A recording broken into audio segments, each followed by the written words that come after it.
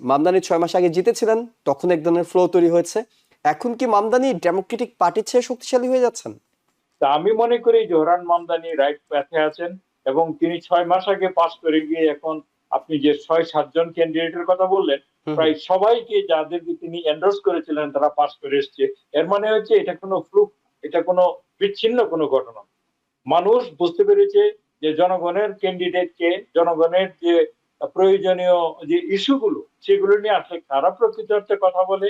সেই জন্য জাতীয়ভাবে তারা মূলধারার রাজনীতিতে না আসতে পারলেও তারা যে উদীয়মান একটা শক্তি তাতে আমার কোনো সন্দেহ নেই। নির্বাচনের আগে থেকে বিভিন্ন সংবাদ মাধ্যম একটি কথা বলছিল, এটি জোরান মামদানি বনাম হাকিম জেফ্রিজের যুদ্ধ। কে জিতবে? যে যার পক্ষে ভোটাররা যাবেন, যার পক্ষে প্রার্থীরা জিতবেন, তিনি নিউ ইয়র্কের ডেমোক্রেটিক রাজনীতি নিয়ন্ত্রণ করবেন। বিষয়টা কি এতটা সহজ সমীকরণে ফেলে দেওয়ার সুযোগ আছে, নাকি আরো অনেক যদি কিন্তু আছে যে ডেমোক্রেটিক পার্টিতে আগামী দিনে মামদানি যেটি বলবেন নিউ ইয়র্কে সেটি হবে? বিষয়টা কি এমন? Well, if you look at the whole Democratic poll, যেখানে 80% of the Democratic members in the New York City or all over the country, they support, anti-Israel. Mamdani যেটা বলছে যে is clear. Look, this is what's happening. We are against this thing. If you like to support this guy, this guy is taking money from the IPAC. This is the blood money. This is the money is not working for yourself. For you, it's working for big company and somebody else outside this country. The people heard this thing এবং সেটা against people vote this. আমার মনে হয় না যেটা there's a fight between those. Mayor Mamdani তিনি যাদেরকে endorse করেছেন তারা সবাই জয় পেয়েছেন, এবং জয় পেয়েছেন এমন সব প্রার্থীর বিরুদ্ধে যিনি হয়তো কে একজন হিসপ্যানিক ককাসের প্রেসিডেন্ট, অর্থাৎ আদ্রিয়ান এসপেরেটের কথা যদি বলি, 13 ডিস্ট্রিক্টে যিনি খুবই হেভিওয়েট একজন নেতা। তার বিপরীতে আমরা নতুন একজন মুখ দেখলাম যাকে মামদানি সমর্থন করছে, তিনি জিতেছেন। ব্র্যাড ল্যান্ডার গোল্ডম্যানের বিরুদ্ধে জিতেছেন, অর্থাৎ দুজন এক্সিস্টিং ইনকামবেন্ট কংগ্রেসম্যানকে হারিয়ে দিয়েছে মামদানি এন্ডোর্সমেন্ট, যাদের পিছনে এন্ডোর্সমেন্ট ছিল হাকিম জেফ্রিজ, কেতি হুকুলদের মতো ডেমোক্রেটিক শীর্ষ নেতাদের। আমি একটু আপনার কাছে জানতে চাই, এটি কিসের বার্তা দিচ্ছে? মামদানি 6 মাস আগে জিতেছিলেন, তখন এক ধরনের ফ্লো তৈরি হয়েছে। এখন কি মামদানি ডেমোক্রেটিক পার্টির চেয়ে শক্তিশালী হয়ে যাচ্ছেন? আমি মনে করি যে এটা খুবই একটা ভালো লক্ষণ আমার ব্যক্তিগত দৃষ্টিতে, কারণ বিশ্লেষণটা আমার হবে। সেটা হচ্ছে যে জোহরান মামদানি নিউ ইয়র্কে যখন তিনি নিজে যখন ইলেকশন করেছিলেন তখনও খ্যাতি হুকুল, হাকিম জেফরিস অথবা মূল ধারার যারা ছিল, এমনকি বাংলাদেশি কিছু কিছু ডেমোক্রেট মূল ধারার, তারাও আসলে মানে জোহরান মামদানিকে যথেষ্ট ইয়ে করেছে, ভোট দেয়নি। তারপরে তিনি পাশ করে এসেছিলেন, এবং আপনাদের অনুষ্ঠানেও আমি তখনও বলেছিলাম, এখনো মনে করি জোহরান মামদানি পাশ করেছে, সে তার ইস্যুগুলি নিয়ে পাশ করেছে। সে হিন্দু না মুসলিম না বৌদ্ধ না খ্রিস্টান, পার্সোনালি আমার কাছে এটা খুব বেশি ম্যাটার করে। তার ইস্যুগুলি বর্তমান যুগে খুবই কন্টেম্পোরারি ইস্যু, সবচেয়ে প্রয়োজনীয় ইস্যু। সেই সূত্রে তিনি সোশ্যাল ডেমোক্রেট অথবা ডেমোক্রেটিক সোশ্যালিস্ট যেভাবে বলেন, সেই যে এজেন্ডা নিয়ে বড় শহরে তিনি পাশ করে এসছেন। আমি মনে করি যে বড় শহরের যে সমস্যা সেগুলি সাধারণ মানুষ যারা যারা খেটে খাওয়া মানুষ, তাদের জন্য বড় শহরে বাস করাটা অনেক দুষ্কর হয়ে যাচ্ছে। সেই সূত্রে জোহরান মামদানির যে এজেন্ডা, তার যে দৃষ্টিভঙ্গি, সেটা আস্তে আস্তে পপুলারাইজ হচ্ছে। শুধু নিউ ইয়র্কে না, আমি মনে করি বড় বড় শহর অনেকগুলোতে আস্তে আস্তে পপুলারাইজ হবে। এটাই হচ্ছে ফিউচার। আর আপনি যেটা বললেন যে ইনকামবেন্ট হেভিওয়েট প্রার্থীরা হেরে গেছেন, দেখুন ইনকামবেন্ট প্রার্থী একজনের বয়স 79 years, he had his time. 79 ইয়ার্সে যেহেতু তিনি নতুন ক্যান্ডিডেটদের থেকেও মানে বেশি ইয়ে হতে পারছে না, যেটাকে বলে আপনার কনভিন্সিং হতে পারছে না ভোটারদের জন্য, সেই জন্য তিনি শুধু অনেক বয়সী একজন ইনকামবেন্ট বলে তিনি যথারীতি পাস করে আসবেন সেটা আমি চাই না। তা আমি মনে করি জোহরান মামদানি রাইট প্যাথে আছেন, এবং তিনি 6 মাস আগে পাস করে গিয়ে এখন আপনি যে 6-7 জন ক্যান্ডিডেটের কথা বললেন, প্রায় সবাইকে যাদেরকে তিনি এন্ডোর্স করেছিলেন তারা পাস করে এসছে। এর মানে হচ্ছে এটা কোনো ফ্লুক, এটা কোনো বিচ্ছিন্ন কোনো ঘটনা।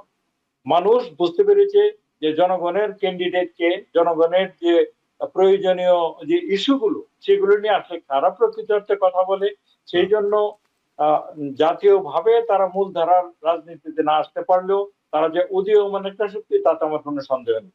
সেটা হচ্ছে সোশ্যাল ডেমোক্রেটদের কথা। সোশ্যাল ডেমোক্রেটদের বাইরে গিয়েও যারা প্রগ্রেসিভ ককাস করে, প্রগ্রেসিভ ককাসটা খুব কাছাকাছি সোশ্যাল ডেমোক্রেটদের, সেখানে কিন্তু 97 জন কংগ্রেসম্যান আমেরিকাতে প্রগ্রেসিভ ককাস থেকে রয়েছে। এখানে আপনারা অনেকে হয়তো কাউকে কাউকে চেনে, বিশেষ করে রো খান্না, ইন্ডিয়ান অরিজিনের, তার প্রমিলা জয়পাল, এই জাতীয় লোকেরা রয়েছে। আর এওসি থেকে শুরু করে রাশিদা তালেব, ইলহাম উমর, তারা রয়েছে, তো আমরা জানি। সুতরাং ব্যক্তিগতভাবে আমি মনে করি যে উদীয়মান যে শক্তি, যারা জনগণের কথা বলে সেই জিনিসটা, এবং যুদ্ধবিরোধী কথা বলে, তাদের মূল ইস্যু হচ্ছে দুটো। একটা হচ্ছে অ্যাফোর্ডেবিলিটি ইস্যু মানুষের, যেটা হচ্ছে প্রত্যেকে আমরা বুঝতে পারছি যে আমাদের নিজের জীবনের অভিজ্ঞতা দিয়ে অ্যাফোর্ডেবিলিটি আমেরিকা কত অ্যাফোর্ডেবল ছিল, কতটা মানে কষ্টকর হয়ে যাচ্ছে। এমনকি আমরা যারা রিসেন্ট লাইফ লিড করে আসছি এই দেশে 39 ইয়ার্স, তাদের জন্য দোকানপাটে গেলে আমরা বুঝতে পারি জিনিসগুলির দাম ডেফিনেটলি বেড়ে গেছে, সেটার চোখের আড়াল হয় না। সেই ইস্যুগুলো নিয়ে কথা বলছে প্রগ্রেসিভরা, কথা বলছে সোশ্যাল ডেমোক্রেটরা, সে অর্থে they deserve to be noticed. এটা নাম্বার ওয়ান আমার দৃষ্টিতে। আর 2 নম্বর ইস্যু হচ্ছে তারা যে ইস্যুটা নিয়ে সবচেয়ে বেশি সোচ্চার, সেটা হচ্ছে যে যুদ্ধ বিরোধী যে ইস্যু, সেটা ইসরায়েল গাজার যুদ্ধ হোক, ইরান আমেরিকার যুদ্ধ হোক, ইউক্রেনের যুদ্ধ হোক। সুতরাং যুদ্ধ আমরা চাই না, শান্তি চাই। যে টাকাটা যুদ্ধে খরচ করা হচ্ছে সেটা যদি প্রগ্রেসিভ এবং মানুষের কাজে ব্যয় করা হয়, তাহলে আমি মনে করি মানুষের জীবনযাত্রার মান অনেক বৃদ্ধি পাবে। রাতারাতি তারা মানে আমেরিকাতে মানে পলিটিক্স পাল্টে ফেলবে, আমি এখনই মনে করছি না, কারণ মাত্র 4 জন কংগ্রেসম্যান বর্তমানে সোশ্যাল ডেমোক্রেট থেকে রয়েছে। আর যদি প্রগ্রেসিভ ককাস সহ ধরেন তাহলে 100-র কাছাকাছি, তাই না, 400-র উপরে যেখানে কংগ্রেস। সুতরাং আমি মনে করি this is the right path, this is the way to go. New ইয়র্কের রাজনীতিতে যদি আমরা ফিরি, সেইখানে নির্বাচনের আগে থেকে বিভিন্ন সংবাদ মাধ্যম একটি কথা বলছিল, এটি জোরান মামদানি বনাম হাকিম জেফ্রিজের যুদ্ধ। কে জিতবে, যে যার পক্ষে ভোটাররা যাবেন, যার পক্ষে প্রার্থীরা জিতবেন, তিনি নিউ ইয়র্কের ডেমোক্রেটিক রাজনীতি নিয়ন্ত্রণ করবেন। বিষয়টা কি এতটা সহজ সমীকরণে ফেলে দেওয়ার সুযোগ আছে, নাকি আরো অনেক যদি কিন্তু আছে যে ডেমোক্রেটিক পার্টিতে আগামী দিনে মামদানি যেটি বলবেন নিউ ইয়র্কে সেটি হবে? বিষয়টা কি এমন? Well, if you look at the whole Democratic poll, যেখানে 80% of the Democratic members in the New York City or all over the country, they support, anti-Israel, anti-war. সেখানে যদি আমরা এখন সেন্ট্রাল গভর্নমেন্ট থেকে জেফরি হাকিম অথবা আপনার চাক শুমার যদি কোনো কিছু ইম্পোজ করতে চায়, people are not silly anymore, people could see that সেখানে জেনোসাইড হয়েছে প্যালেস্টাইনে, Iran or is completely unnecessary. We are spending lots of money, billions of dollars right now. Today also, আমরা জানি যে হোয়াইট হাউস কংগ্রেসকে বলছে $82.5 billion তাদেরকে appropriation করার জন্য। So these are completely waste. এবং American people are paying instead of $3 gallon per gas to $5 per gallon. So এটা কিন্তু কাউকে বোঝায় দেওয়ার দরকার নেই যে জেফরি হাকিম কি বললো বা চাক শুমার, কিন্তু এটা কিন্তু দরকার নেই। Trump became president based on the affordability. Manush, everything is going out of affordability. So it is the factor. So it's not Mamdani versus Jeffrey Hakim. এবং আমরা জানি যে দেখেন প্যালেস্টাইনে even after the ceasefire, there's hundreds of kids has been killed. এবং এখানে কোনো আমাদের এখানকার মিডিয়াতে কখনো CNN এ দেখবেন না, নিউ ইয়র্ক টাইমসে দেখবেন না। Even new York Times is very sad যে আজকে ব্রাড ল্যান্ডার উইন করছে বা SPL লুজ করছে। তারা established পিপলকে তারা দেখতে চায়, কিন্তু established people are always taking money from the Israeli lobbying firm IPAC, এবং IPAC এর money is directly supporting the genocide. So পিপলকে এটা তো এক্সপ্লেন করার দরকার নেই, people are more aware of these things that's happening. হ্যাঁ, মামদানি যেটা বলছে যে is clear, look, this is what's happening, we are against this thing. If you like to support this guy is taking money from the IPAC. This is the blood money. This is the money is not working for yourself, for you, is working for big company and somebody else outside this country. The people heard this thing এবং সেটা against people vote this. আমার মনে হয় না যেটা there's a fight between those. আর আমরা একটা জিনিস একটা বারবার বলি যে socialist. What's the definition of socialism or socialist versus open economy?